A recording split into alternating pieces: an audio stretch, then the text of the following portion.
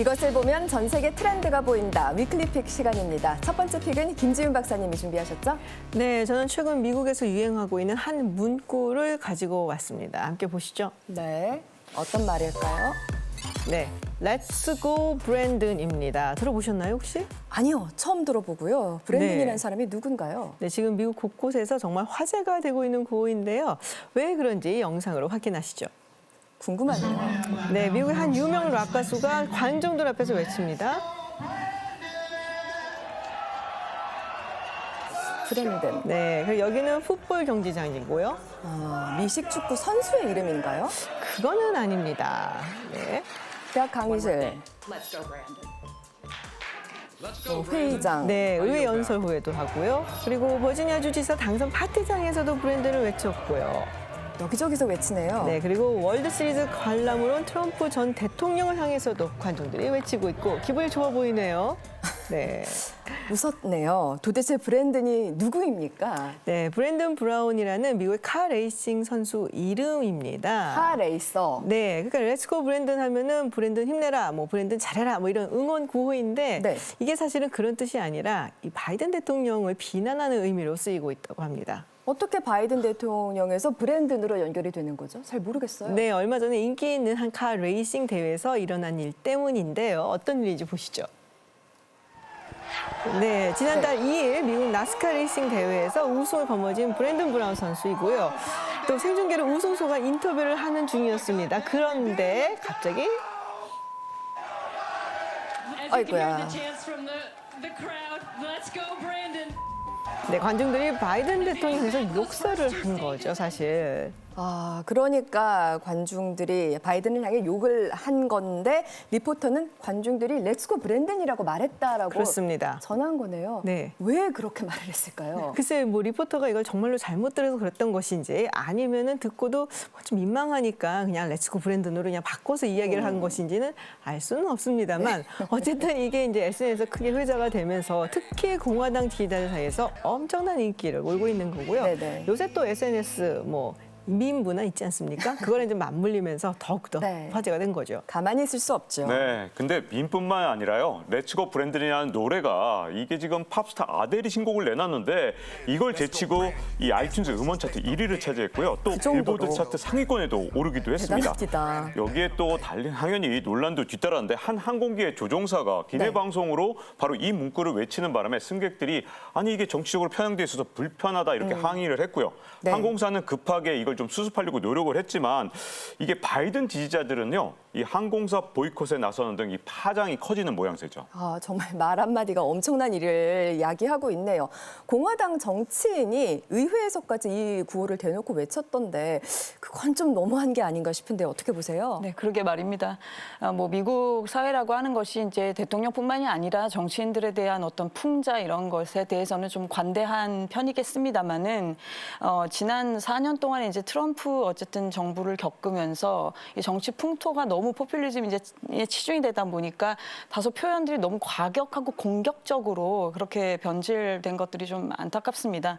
그러니까 한 하원 의원은 저 문구가 쓰인 마스크를 쓰고 이제 의회까지 갔다고 하는데요. 네. 이제 최근 역시 이 바이든 대통령 지지율이 좀 크게 타격을 이렇게 받은 상황에서 공화당은 지금 저 인기가 있는 저 문구를 마치 어떤 정치 구호처럼 그렇게 지금 활용을 하고 있는 모양새인 것이죠. 게다가 네. 이제 또 선거가 있었으니까요. 지방선거가 있었으니까 더 과열이 된 것 같습니다. 네. 네, 그러고 보니까 이번 버지니아 주지사 선거가 중요했다면서요. 아주 관심이 뜨겁던데요. 네, 바이든 대통령 취임 이후에 처음 있었던 주지사 선거이기도 하고 그래서 굉장히 많은 관심이 있었던 거죠. 근데 결과는 이제 공화당의 글렌 영킨 후보가 민주당의 테리 맥컬리프 후보를 2%포인트 차이로 따돌리고 승리를 했습니다. 네. 근데 버지니아가 사실 최근 들어서는 굉장히 좀 민주당 우세 지역으로 이렇게 분류가 되던 중이었었거든요. 네. 그리고 뭐 특히 바이든 대통령도 직접 가서 유세장에 가서 뭐 지지도 호소를 하고 오바마 전 대통령까지 나서서 이제 총력전을 펼쳤었는데 그럼에도 불구하고 패배를 했기 때문에 민주당에서는 상당히 좀 충격적으로 받아들인 것 같아요. 그랬겠네요. 정말 민주당도 그렇고 바이든도 정치적 악몽의 선거였겠습니다. 그래도 뉴저지 주지사 선거에선 이겼다고 하던데요. 네, 뭐 이기긴 이겼는데 너무나 박빙의 승부였었습니다. 그러니까 사실 뉴저지라 그러면 뉴욕 바로 옆이기 때문에 뭐 민주당 입장에서 텃밭이다라고 할 만한 지역인데도 불구하고 이렇게 고전하면서 이겼다라고 하는 것 자체가 지금 함의하는 바가 크고 네. 그러다 보니까 이번 지방선거의 결과라는 거를 이제 지금 바이든 행정부 민주당 정권에 대한 큰 어떤 경고음이다 이렇게 보는 비평들이 대세인 것 같습니다. 네. 그러네요. 렛츠고 브랜든 구호도 그렇고 이번 선거 결과도 모두 바이든의 위기를 보여주는 듯합니다. 네, 아무래도 내년에 중간 선거가 있으니까 이번 선거 결과가 어떤 풍향계가 되는 것이 아니냐라는 우려를 낳고 있고요. 뭐 벌써 1년도 안 됐는데 레임덕 이야기를 한 사람들도 있습니다만 글쎄요, 뭐 바이든 대통령이 이 난관을 어떻게 헤쳐나갈지 한번 예의주시해야 될 것 같습니다. 알겠습니다. 첫 번째 픽 살펴봤고 두 번째 픽은 박종훈 기자님이 준비하셨죠? 네, 요즘 중국에서는요, 바로 이걸 위한 전쟁이 벌어지고 있다고 하는데요. 먼저 키워드부터 보시죠. 네, 이번엔 중국 소식이군요. 네, 바로 키워드는 제로 코로나입니다. 이 제로 코로나는 중국의 방역 정책을 말하는데요. 도대체 이게 어떤 문제가 일어난 건지 영상으로 먼저 보시겠습니다. 네, 자, 지난달 31일인데요. 중국 상하이 디즈니랜드입니다. 갑자기 사람들이 입구로 달려가면서 아수라장이 되고 있죠. 그런데 이날 무려 3만 4천여 명의 사람들이 놀이동산에 갇히는 일이 벌어졌습니다. 이 확진자가 다녀갔다 이 얘기가 알려지면서 네. 갑자기 긴급 봉쇄가 된 건데요. 한 명 확진인데 네, 사전까지 긴 줄을 들어서면서 코로나 검사를 받는 진풍경도 펼쳐졌죠. 한 명 때문에 저렇게 많은 인원을 모두 가뒀다니 이게 이상하게 느껴지는 것은 저뿐인가요? 네, 이게 현장에 있던 그 3만여 명뿐만이 아니고요. 주말에 디즈니랜드를 다녀간 10만여 명을 전부 다 코로나 검사를 했고요. 네. 2차 검사를 할 때까지 이분들을 전부 다 봉쇄시켜서 전부 다 가둬놓은 그런 셈이 됐고요. 다 어디에 있었을까요? 이게 중국에서 추진하고 있는 제로 방역 정책 때문인데 이 제로 코로나라는 게 사실은 이 정말 확진자가 0명 될 때까지 네. 완전히 철저하게 방역을 하겠다 이런 뜻이거든요. 그러다 보니까 아파트에서 확진자 한 명이 나오면 단지 전체를 석 주간 봉쇄해서 아무도 못 다니게 하고요. 심지어 지난달 30일에 장시성에서 확진자가 나오니까 시내 신호등을 저렇게 모두 빨간불로 바꿔서 즉각 이동을 통제시키기도 했죠. 아예 못 가도록. 그런데 이 제로 코로나 정책이 중국만 시행했던 건 아닌 것 같은데요. 네, 뭐 호주라든지 뉴질랜드 같은 나라들은 이런 방침을 취했었던 적이 있는데, 근데 이제는 위드 코로나로 대부분 나라들이 이제 선회를 한 상황이잖아요. 그렇죠. 그런데도 불구하고 중국은 이런 방침을 고수하고 있는 것이죠. 왜 중국은 이렇게까지 할까요? 뭐 아무래도 이제 얼마 남지도 않았습니다만은 이제 내년 2월에 있을 베이징 그 동계 올림픽이죠. 예, 동계 올림픽 때문이 아니겠나 싶습니다. 네. 역시나 이제 뭐 하계 올림픽 때 일본 같은 경우도 확진자가 계속 늘어나고 하면서 너무나 어려움을 겪었었지 않습니까? 그래서 그런 전철을 밟고 싶지가 않을 것이고 또 코로나를 잘 통제해서 베이징 올림픽을 성황리에 마치면서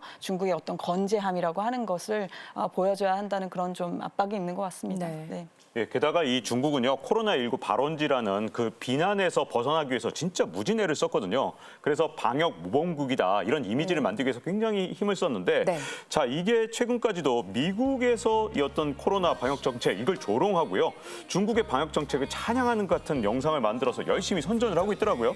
그러니까 이게 지금 무너지면 안 된다 이런 강박증 같은 게 좀 있지 않나 하는 생각이 듭니다. 알겠습니다. 그리고 여기엔 또 시진핑 주석의 어떤 권력 장악 의지도 있지 않나라는 생각이 드는 게 보통 이렇게 뭐 전쟁이라든지 뭐 재난, 뭐 팬데믹이 있으면은 국가 권력이 굉장히 방대해지죠. 그렇죠. 그리고 뭐 독재자라든지 권위주의 정부 같으면은 이것을 이용을 해서 이제 권력을 더 장악하려는 그래서 통제 정치라든지 공포 정치 마케팅을 하게 마련인데 네. 뭐 그런 것도 좀 있지 않을까라는 그런 얘기도 있습니다. 여러 가지 요인들이 있네요. 네, 그리고요. 실제로 이 중국 같은 경우에도 지금 현재 이 코로나 방역 이탈자들은 있는 거잖아요. 그렇게 이탈자들이 자꾸만 발생하니까 네. 지난달 27일에 관영 방송에서는 이 방역 조치를 어길 시에는 최고 사형에 처해질 수 있다. 이런 아주 섬뜩한 경고를 날리기도 했는데 사형이라고요? 시진핑 주석의 이 3연임이 결정되는 20차 네. 당대회 내년 11월인데 그때까지는 이렇게 제로 코로나 정책이라는 강경한 이 방역 대책이 계속 시행되지 않을까 하는 생각이 듭니다. 알겠습니다. 위클리픽까지 함께 하셨고요.